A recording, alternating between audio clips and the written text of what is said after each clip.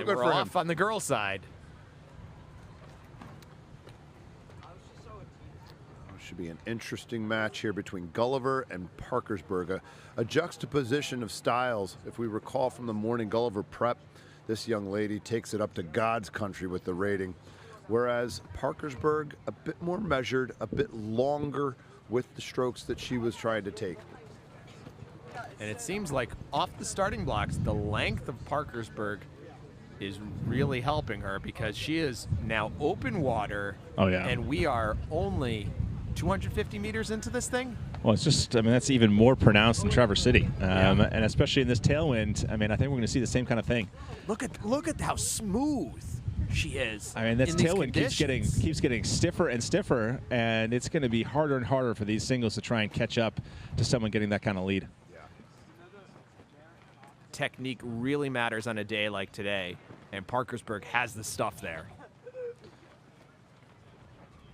And looks like, what is that, Gulliver Prep pretty solidly in the silver medal position so far. A long way to go in this race. And certainly Brighton going to be challenging for some sort of medal potentially. Girls Prep, let's not leave her out. I know, Gulliver Prep is pushing, not letting Parkersburg get too far away through the middle of this course.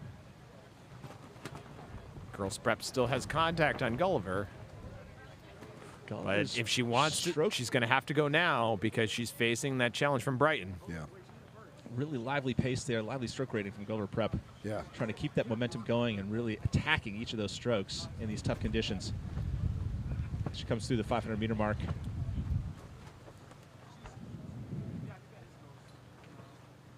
And what's she going to do here coming through the 500-meter mark? Are any of these other girls going to make a move? Let's see if the camera can show us how far. Oh, but look at that move from Girls Prep, though. She's moving now.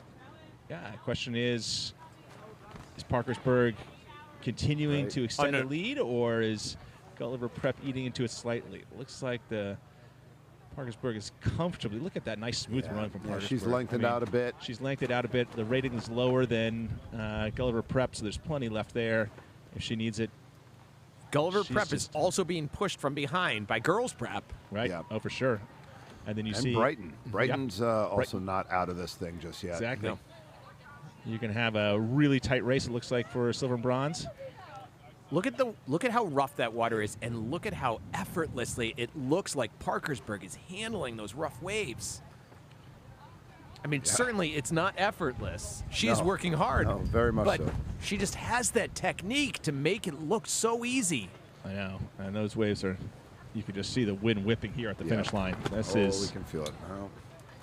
So much for those gusts. I know. We had that brief lull about an hour ago, but that brief lull is no longer with us. Yep. And what's shaping up for third here? We have Brighton Girls Prep and Brighton and Episcopal Collegiate's also making a charge here. All right. I think right now, Brighton. Yeah, I like the position that Brighton's in for third here. Is maybe just a deck or so down to Girls Prep. Episcopal Collegiate may have even gotten it from Girls Prep.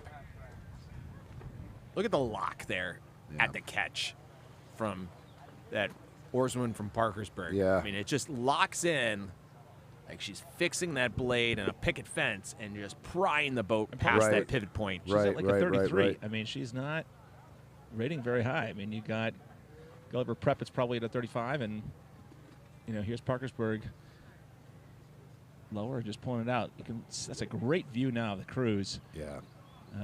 Looks like Gulliver Prep is pretty solidly in that silver medal position. And Brighton solidly in that bronze medal position. In these last few hundred meters, is any of that going to shift? Yeah, I wouldn't say solidly yet because we still have 300 meters to go. Oh, yeah. Anything can happen. But these are singles. Yeah, Girls Prep isn't. I mean, she's in second, but Brighton still has contacts, right? Gulliver Prep at second. Looks like Girls Prep's Gulliver Prep. Yeah, bad. And Yeah, but Brighton has got the advantage. Brighton sees Episcopal Collegiate right there and is able to row off Episcopal Collegiate and really push her. And that's going to help her stay in that bronze medal position, I think. And Episcopal Collegiate needs to move now. oh, yeah, if she's going to challenge. But it's going to be tough with Brighton in the last couple hundred meters.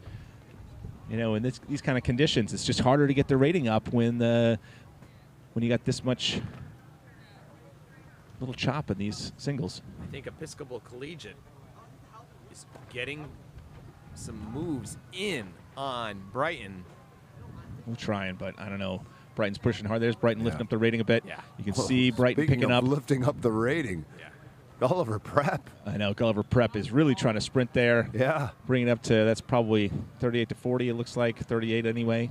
Definitely closed the gap there on Parkersburg.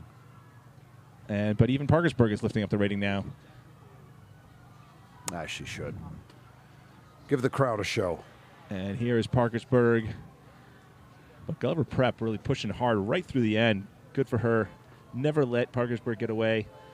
Gulliver Prep, nice solid last few hundred meters there. It's like Brighton's going to hang on here. Brighton looks like she's going to hang on for that bronze. And there is the women's single.